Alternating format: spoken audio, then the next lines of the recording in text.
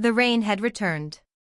It tapped gently against the crooked shingles of the workshop, a lullaby only the broken-hearted could hear. Elian sat beneath the flickering light of a brass lamp, hands motionless over a pile of shattered gears. A cracked pocket watch lay open in front of him, its inner workings sprawled like entrails.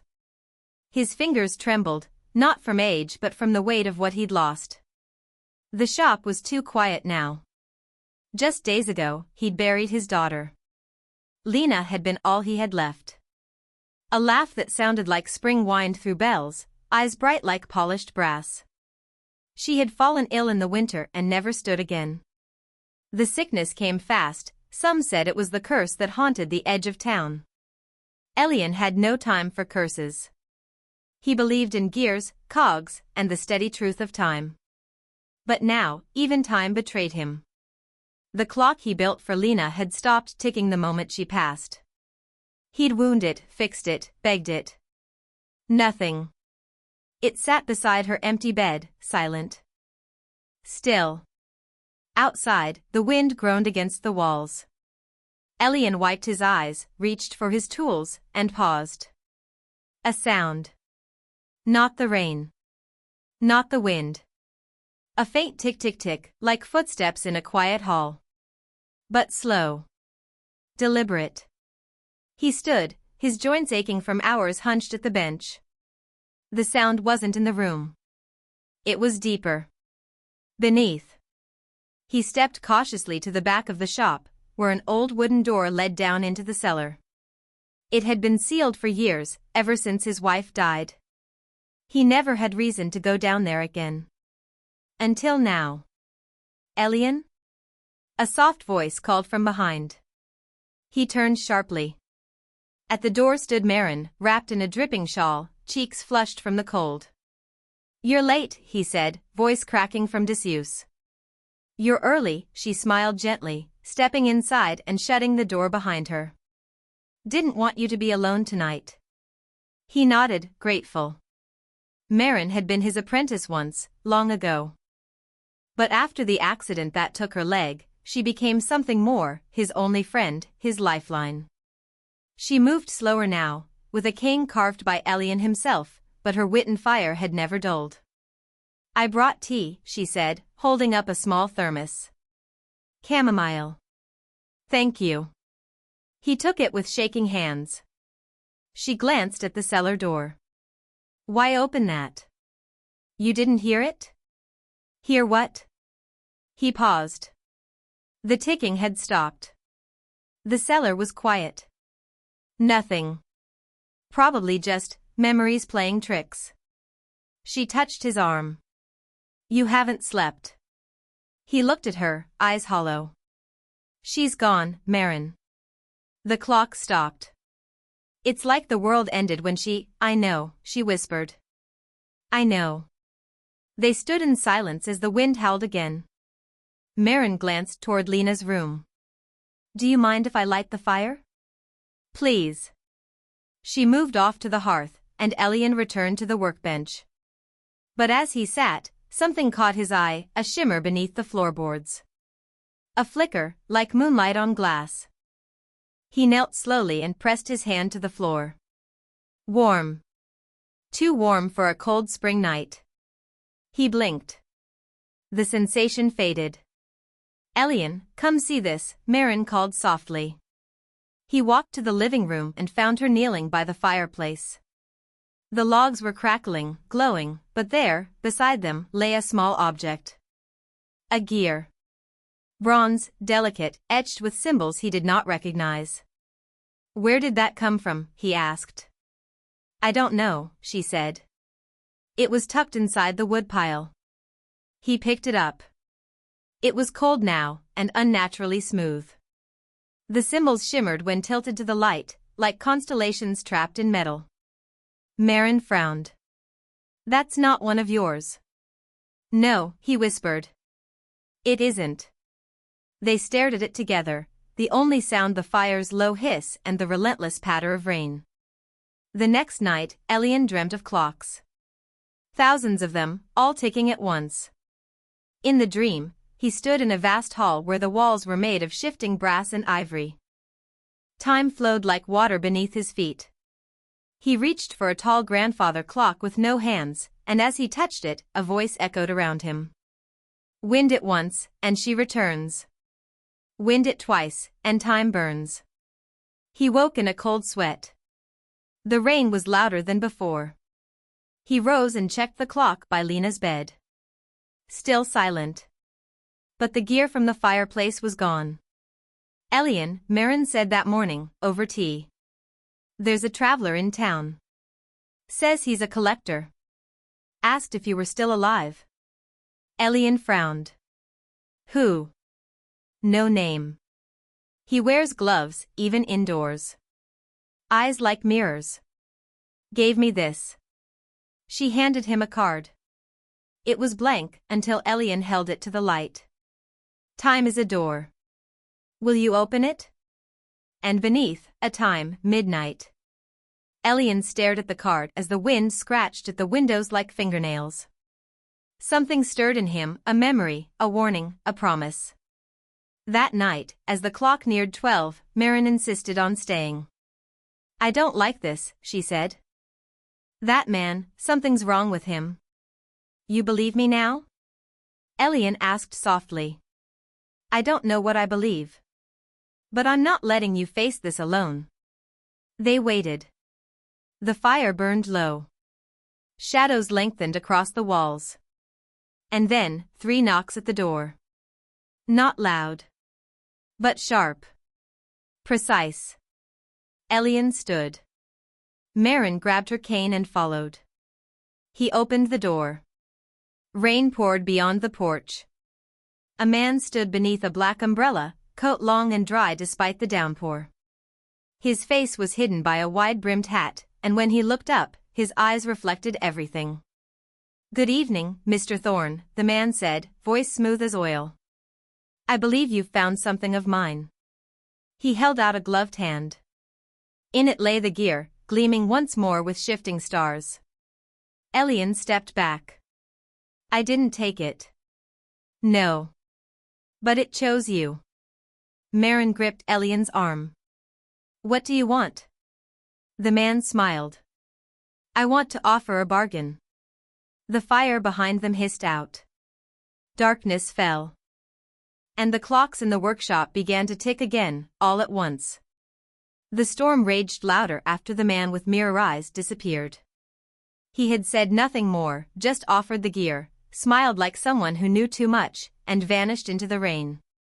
When Elian looked again, the card he'd left was gone.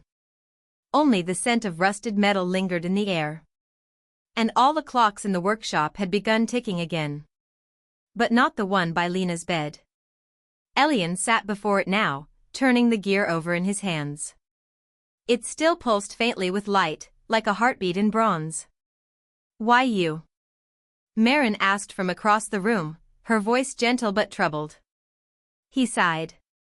I wasn't always just a clockmaker. She looked at him, waiting. My family, he said slowly, came from the mountains. Far north. My mother was the last of her line. A healer, people said. But others whispered darker things. Marin leaned forward. Like what? They said she was cursed. That my grandfather had angered something in the old forest, an encanto or worse. That he took something that didn't belong to him. A gem. A soul. No one knows.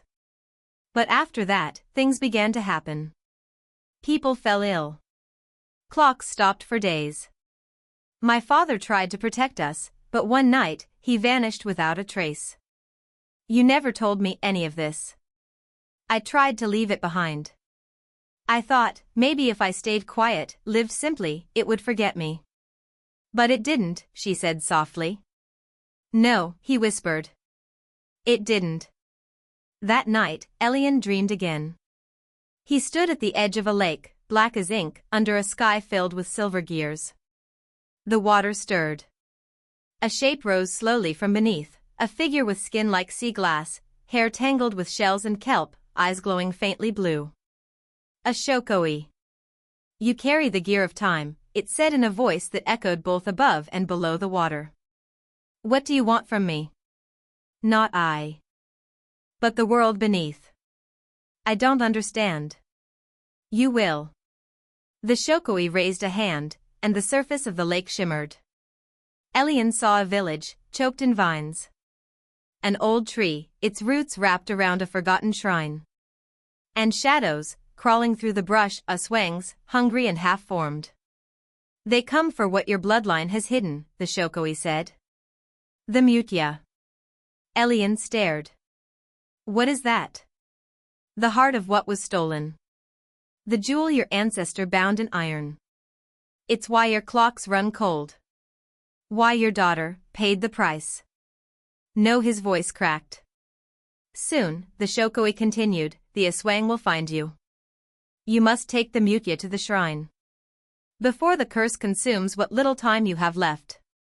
From beneath the lake, a silver object rose into the air, a teardrop-shaped gem, warm and glowing faintly gold. It hovered before Elian's chest. The Mutya, the Shokoi whispered. You must carry it. Only blood can unlock the path. Elian hesitated. If I take it, what happens to me? You step back into a world that remembers your name. And with that, the Shokoi sank, and Elian awoke, the Mutya glowing in his palm. Where did that come from? Marin asked, eyes wide the next morning. He couldn't answer. The gem pulsed faintly, like it was alive. It was cold, but the moment his fingers touched it, memories stirred, his mother's lullabies, whispered warnings of monsters in the trees, the sound of gears grinding in the night. I dreamt of a Shokoi, he said. It told me the Aswangs are coming. Marin paled. You believe that now? I saw them. In the vision. In the lake. She stared at him. There's something I never told you. He looked up. After Lena died, I went to see someone. An albulario in the foothills. Old, half-blind, but she knew your family name. What did she say? She said your blood holds a seal. That your grandfather trapped something terrible in time. That the Aswangs have been waiting to break it. Elian's chest tightened. And Lena, she said the child would bear the price first. Elian turned away, tears brimming. Why didn't you tell me? Because you were breaking, Marin whispered. And I didn't know if it was real. But now, they both looked at the Mutya. It glowed brighter, as if listening. That night, the wind changed. It no longer howled, it whispered. Elian stood at the window, holding the Mutya, watching as a black shadow crossed the street outside.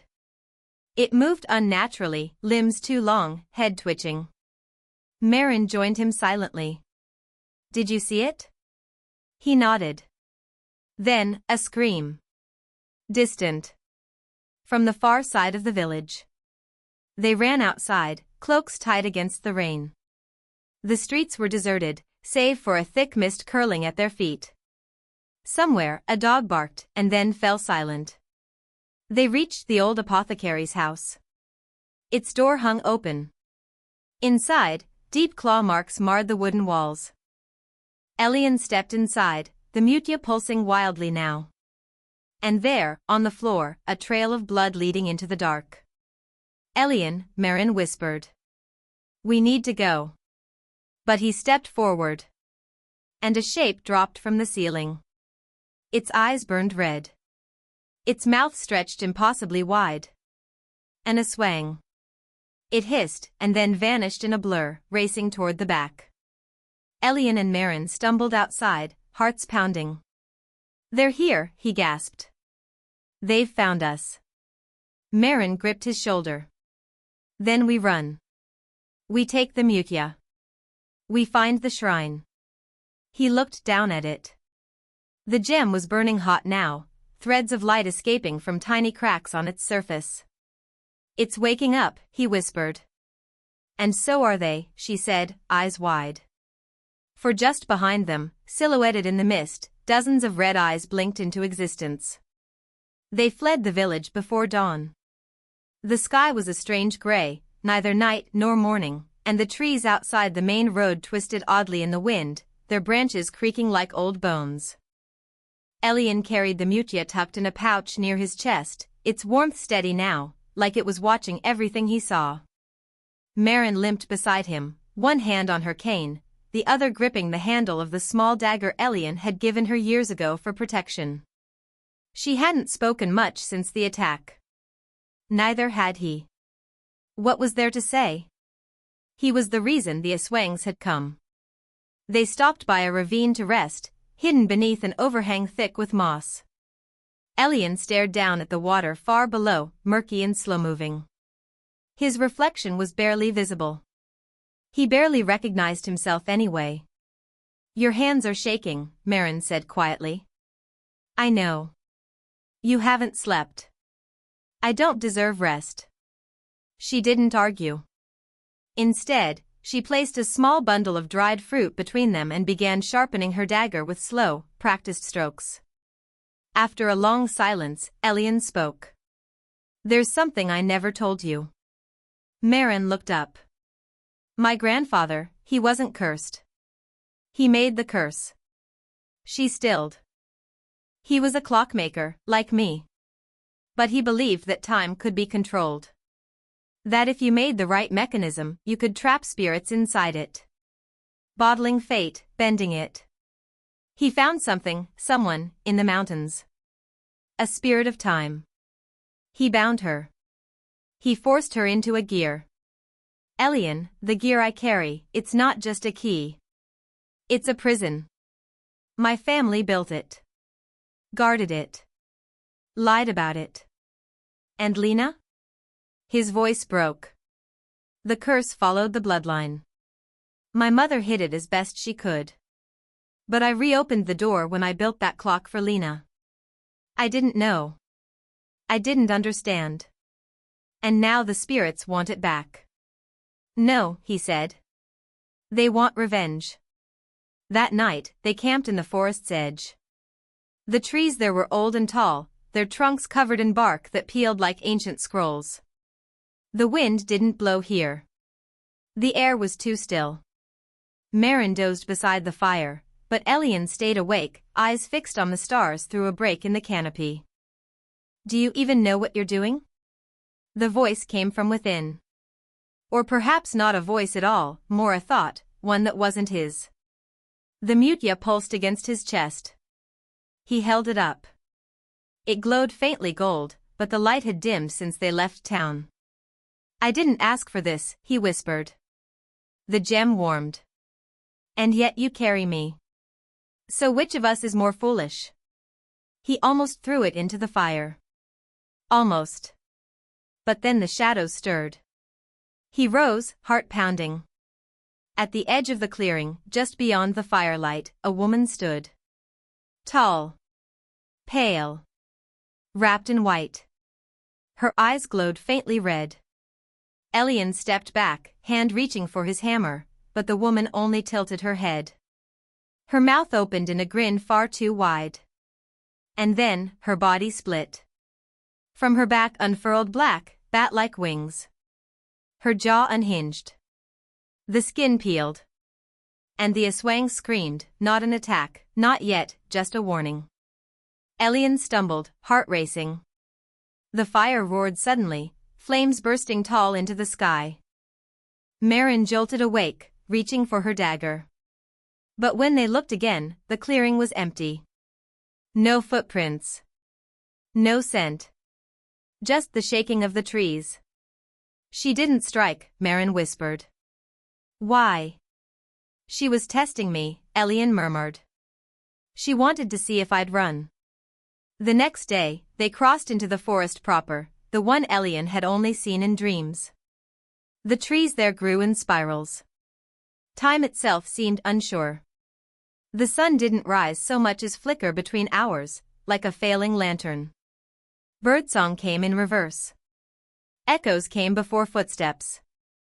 It was here, deep in the curling paths, that the weight of it all began to crush him. They sat beside a fallen tree for lunch, though neither touched their food. Elian clutched the mutia and stared off into the trees. She should still be alive, he said suddenly. Marin looked up. If I hadn't built that clock, if I hadn't restored the workshop, maybe they wouldn't have found us. Maybe Lena would still be here. You did it for her. I did it for me, he whispered. I wanted to believe I could fix what time broke. I wanted to believe I could bring her laughter back. Marin said nothing. I think part of me knew. I felt it. The curse. In my bones. But I lied to myself. I thought if I just lived simply, the darkness wouldn't notice me. That it would pass me by. But it didn't. No. It just waited. And now it wants more. That night, he dreamed of his mother.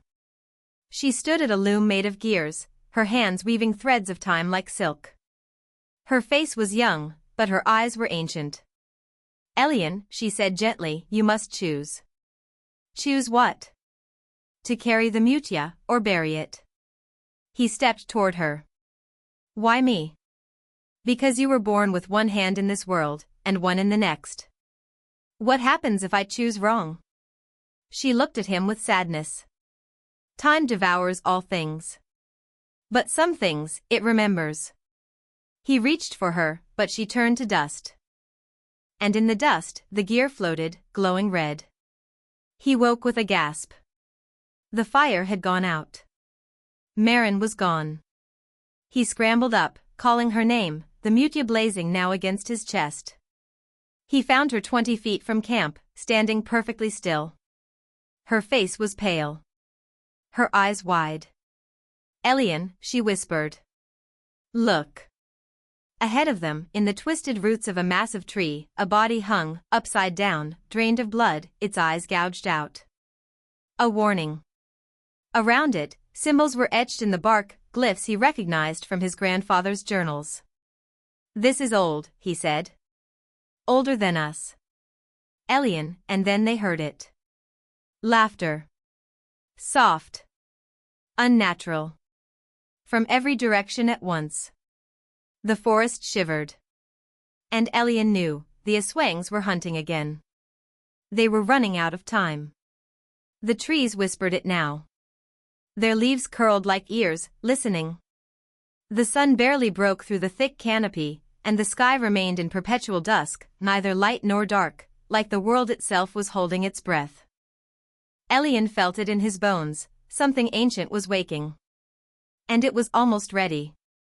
They reached the base of the mountain by nightfall, the shrine still a full day's climb away.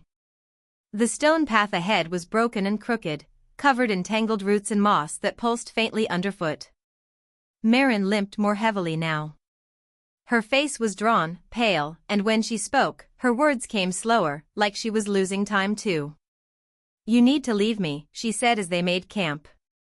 Finish this alone. No, Elian said without looking at her. You're slowing down. Watching me every time we walk. I can see it. I'm not leaving you, Marin. Her voice cracked. You left once before. He turned to her, startled. What? When Lena died. When we buried her, you stopped speaking. You shut the workshop. You vanished inside yourself for months. I mourned alone. Elian's fists clenched. I didn't know how. I know. But the truth is, I don't know if you're doing this for her, or just to erase your guilt. Silence fell. The fire between them crackled. She stood and walked to the edge of the clearing, vanishing into the mist. Elian sat alone, the mutia in his hand. Its light had shifted. Once gold, now it glowed with a sharp red core, as if a fire had started inside it. And then, it cracked. A hairline fracture. A tiny line running across its surface. He gasped, holding it closer. No, no, no, the warmth pulsed violently. His vision blurred. And then, a voice. She was never yours to save. He looked up, but the forest was empty. Still, he felt it. The Aswangs were drawing close. That night, he dreamed again. But this dream was different. He stood not in the forest or lake, but inside a giant clock. Gears turned around him, slow and groaning. Time moved here, but painfully so. His mother stood at the center, her arms bound in chains of silver. "Why?" he asked. "You never wanted the truth," she said. "You wanted comfort. Even when time tried to teach you otherwise." He stepped toward her. "You built the gear," she said. "You wound it too tightly. I was trying to fix what broke. But some things aren't meant to be repaired. Some things are meant to be grieved." The gears around them screamed. Sparks flew. And from behind her, a shape emerged, long-limbed, draped in shadows, its face hidden beneath a veil of bone. An Aswang, unlike the others. Older. Hungrier. It whispered, "Give me the Mutya. And I will give you time." Elian woke screaming. He didn't tell Marin about the dream. She was colder now. Quieter. Whatever strength had held them together was wearing thin. The climb was steeper than expected. The mountain rose like a jagged tooth above the valley, the forest below retreating into mist. With every step, the air grew colder, heavier. Birdsong stopped. Even the insects fell silent. "Elian," Marin said, panting, "what if the shrine is gone?" "It's not." "You're sure?" "No," he admitted. "But the Mutya is guiding us. I can feel it." As if on cue, it pulsed again, then flared sharply, almost painfully, and Elian cried out, dropping it. The gem rolled on the rocky path and struck a stone. And then, a shriek echoed from below. Not human. Not animal. Something in between. They both froze. Elian picked up the Mutya, its surface now spiderwebbed with fine cracks. The light inside flickered. "They're getting stronger," Marin whispered. "No," Elian said. "We're getting closer."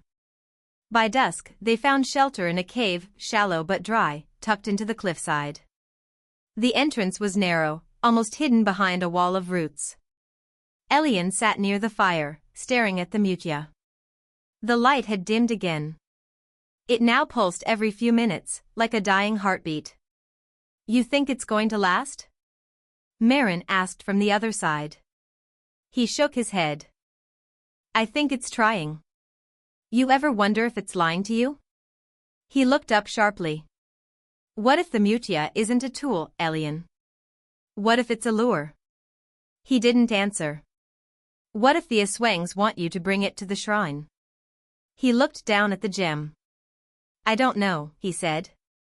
"But if I stop now, it'll all be for nothing." She stared at him, unreadable. "And if you go forward and lose yourself? Then maybe that's the price." Marin turned away. That night, neither of them slept. In the middle of the night, Elian rose to drink. The air in the cave had changed, thicker, heavier. He stepped to the entrance. And stopped. A figure stood at the edge of the cliff. It was Lena. Hair flowing in the wind, eyes bright, smile warm. "Papa," she whispered. His breath caught. "Come with me. You don't have to carry it anymore. You don't have to hurt." He stepped forward, tears rising. But the Mutya flared suddenly in his chest. Lena's smile twisted. And her jaw split wide. A swang. He fell back, heart hammering. The thing dissolved into mist, hissing. He scrambled back to the fire. Marin stirred. "What happened?" "They're toying with us," he said, shaking. "They know we're near." "Then tomorrow," she said softly, "we end it." He nodded. But he didn't tell her this time, he wasn't sure he could. They reached the shrine by morning. It wasn't what Elian expected. No towering spire, no ancient altar etched with celestial runes. It was just a ruin, half swallowed by the mountain, crumbling stones and vines curling through broken arches. The only thing intact was a circular platform at its center, covered in symbols Elian recognized from his dreams. Marin stood at the edge, quiet. The Mutya had stopped glowing. Now it lay cold in his palm, its fractures pulsing faintly, like veins under cracked glass. "Is this where the curse began?" she asked. He nodded.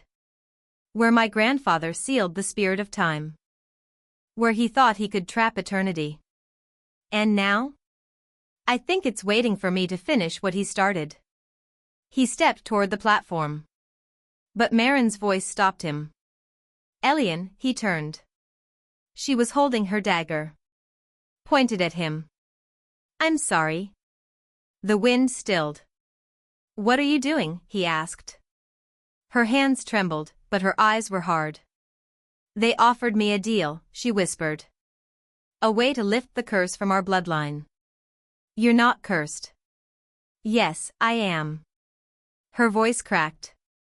"My grandmother was a healer, Elian. She tried to stop your grandfather when he built this shrine. He cursed her blood in return.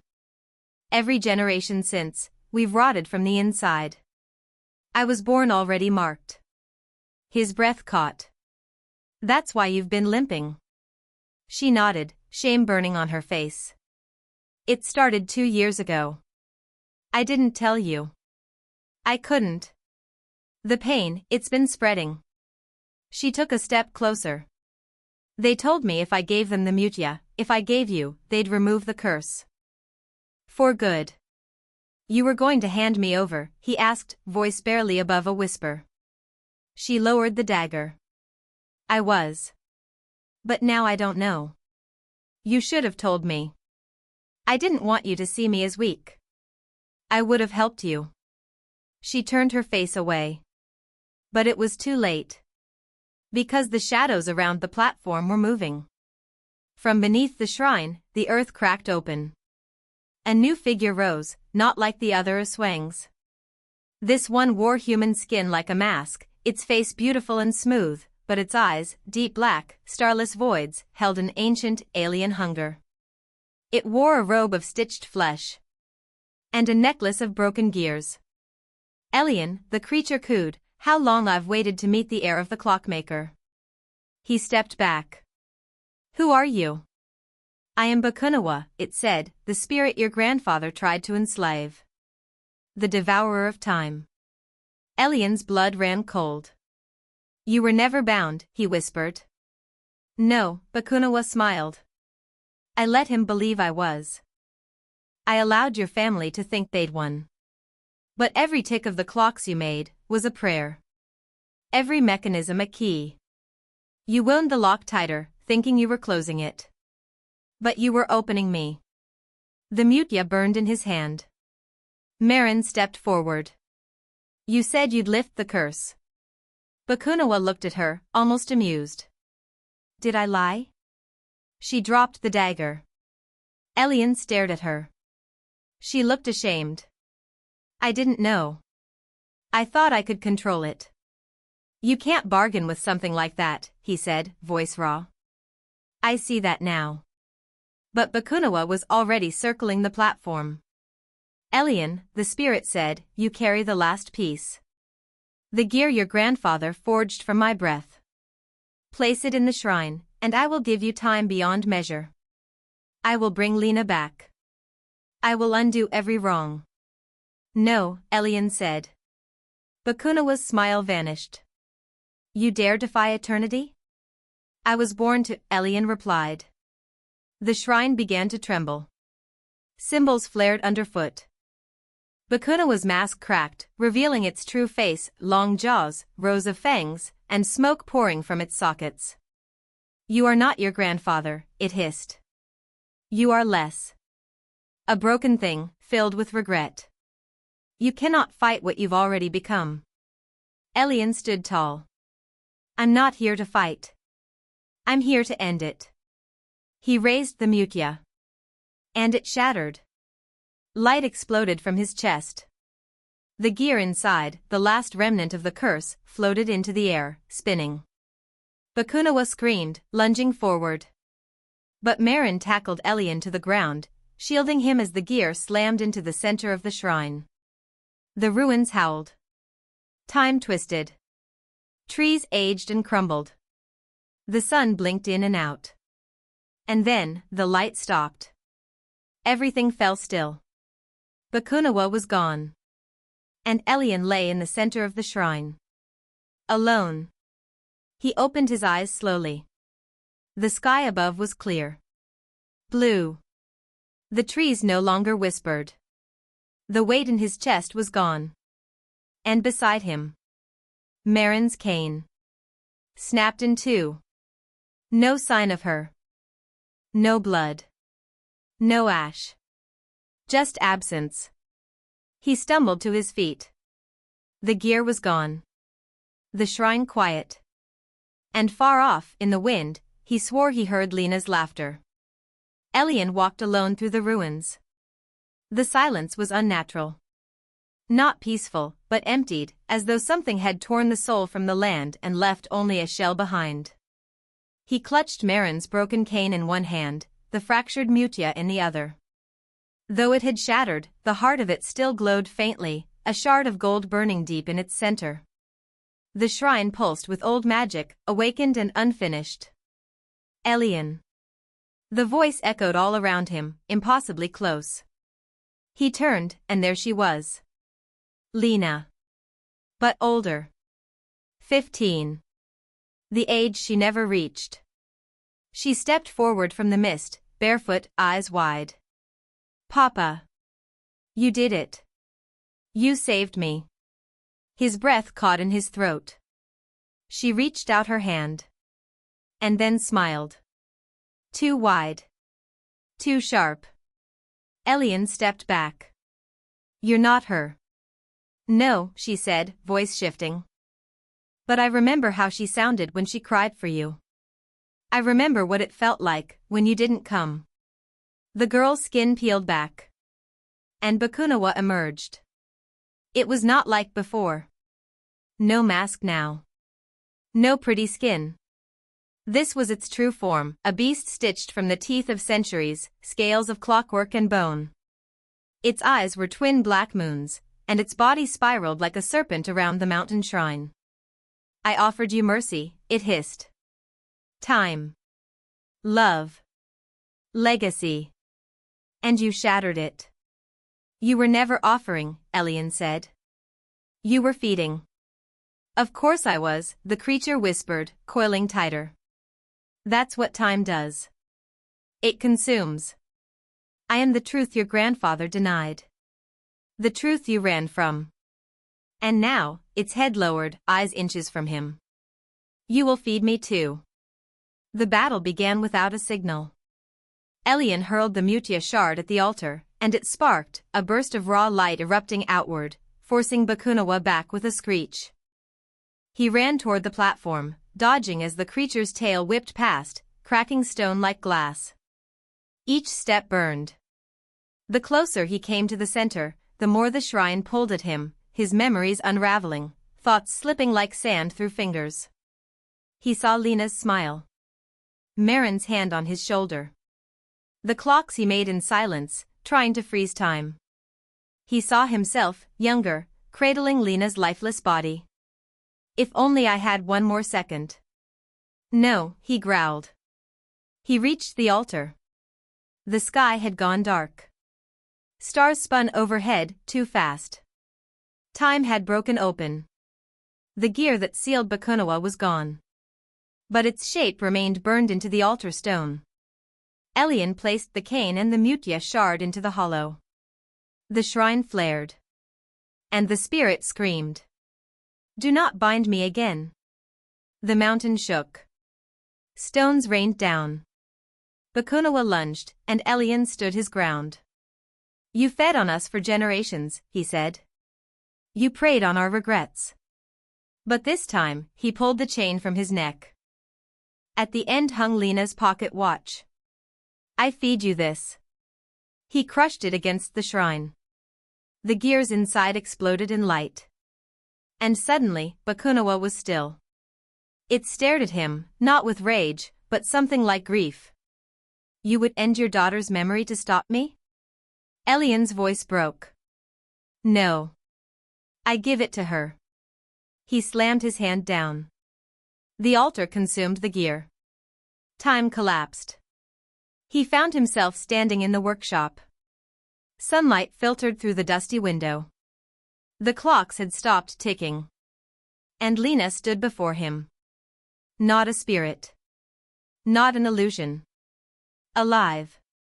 And yet, not. She looked up at him, eyes full of knowing. Papa, she said softly. You can stay. Tears filled his eyes. This isn't real. It could be. I want it to be. I know. He dropped to his knees, holding her. She felt warm. Real. I miss you, he whispered. I'm always with you. He pulled back. You can stay, she said again. If you choose me, Bakunawa gets nothing. Time ends here. Forever. Elian closed his eyes. He could stay. Let the world freeze. Forget the pain. Hold her forever. But somewhere, out there, people were still cursed. Still suffering. And Marin. If she was still alive, she needed him. His fingers trembled. I'm sorry, Lena. She smiled through tears. I know. And vanished. He gasped as the mountain roared back into existence. The shrine was collapsing. Bakunawa flailed, its form splintering, unraveling into smoke and bone. Elian stood in the eye of the storm, the altar sealed. The creature shrieked as the final gear clicked into place. And the world went silent. When he woke, the sun was rising. Birdsong filled the air. The shrine was gone, only a circle of scorched earth remained. Marin lay beside him, breathing. Alive. He reached out and took her hand. She opened her eyes slowly. Did it work? I think so. She looked toward the horizon. No whispers, she said. No time left to steal, he replied. But deep beneath the earth, unseen, a single gear still turned. Slowly. Quietly. Waiting. The clocks never ticked the same after that day. Elian returned to the village with Marin by his side, though it felt like they'd both come back from somewhere beyond time. Their eyes carried the weight of lifetimes, and their bodies moved with the cautious reverence of survivors. The shrine was gone. No one in the village remembered its name. And the curse that once clung to the bloodlines of healers and clockmakers had vanished like a long-held breath finally released. Marin's limp was gone. She never spoke of the pain again. But sometimes, when she thought no one was looking, she would run her fingers along the scar that curved across her ribs, left by the dark pact she'd almost made. Elian noticed, but said nothing. Some wounds take longer than magic to heal. They reopened the workshop a month later. Not to sell clocks, Elian had stopped making them. Instead, they taught the village children how to build things: sundials, wind chimes, wooden birds that fluttered when the wind blew. Things that measured joy, not hours. He no longer feared the ticking of time. Instead, he listened for silence and honored it. At night, Elian would sit beneath the tree behind the shop, watching the stars turn. Marin would sometimes join him, bringing warm tea. Other times, she'd stay inside, working on the garden or scribbling notes in her weathered journal. He didn't ask her what she wrote. He didn't need to. They had an unspoken agreement now, truth above all, even when it hurt. And in that quiet honesty, trust had grown again. But grief is a long visitor. He still saw Lena in dreams. Sometimes, she was young, holding his hand beneath the apricot trees. Other times, she was older, watching him from the doorway of the old workshop, smiling, just before she turned to light. He no longer tried to hold on. He let her go each time. It was the only way she could stay. One evening, as twilight painted the sky in shades of lavender, Marin brought out a small box. "I kept this," she said softly. It was the first clock Elian ever made, the one he built by candlelight after Lena was born. He hadn't seen it in years. "I fixed it," Marin added, placing it beside him on the bench. "Didn't change anything. Just gave it breath again." He picked it up, turning it over in his hands. It ticked, softly, gently. Not like before. Not haunting. Just steady. Like a heartbeat. "I think," she said, "you're ready." "For what?" "To live forward." The next morning, he packed away his tools. Not in sadness, but in peace. The clocks had served their purpose. Now, he wanted to build homes. Gardens. Paths for others to walk safely through the darkness. Word spread about the man who helped banish the curse. Visitors came, some bringing offerings, others stories. Elian listened to them all. He never claimed to be a hero. He just told the truth, of a choice made, a daughter lost, and the thing he learned in the silence that followed. That time isn't something to conquer. It's something to cherish. On the 1-year mark, Elian climbed the mountain one last time. The path to the shrine had overgrown. The forest had reclaimed it. At the summit, where the altar once stood, only wildflowers bloomed now, purple and gold and blue. He placed the broken gear at the center of the clearing. And whispered a name, Lena. The wind stirred gently, brushing his cheek like a small hand. He smiled. As he turned to leave, he saw something glinting at the edge of the trail. A stone. Perfectly round. Etched with the symbol of a clock. He didn't pick it up. Just nodded to it, like an old friend. Then walked down the mountain. Not looking back. Final scene. Years passed. The village grew. Children who once sat at Elian's feet now taught others how to shape wood, how to mend things with care, how to honor the slow work of living. Elian grew older. But he never grew bitter. He aged like the trees, quietly, rooted in meaning. One evening, as the sun dipped below the hills, Marin sat with him beneath the apricot tree. "You know," she said, "I used to think time was a punishment. A curse." "It can feel that way," he replied, eyes half closed. "But maybe it's not time that curses us. Maybe it's what we try to steal from it."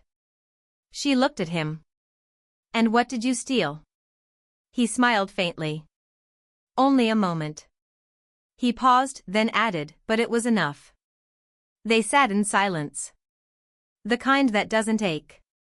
The kind that holds.